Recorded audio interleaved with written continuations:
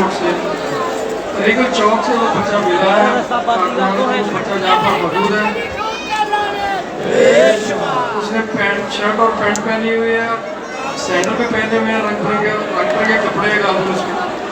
तो वो उसके वालिदैन मेरे पास होते हैं। 1.5 से 2 साल का बच्चा है, वो यहाँ पर मौजूद है। रीगल चौक से मिला है वो बच्चा।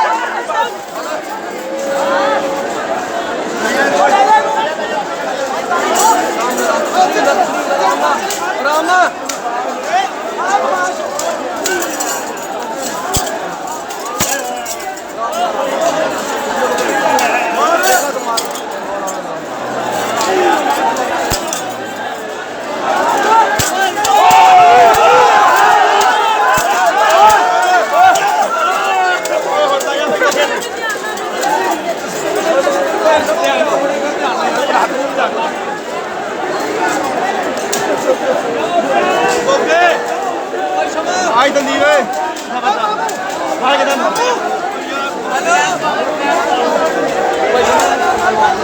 Thôi đi lại à?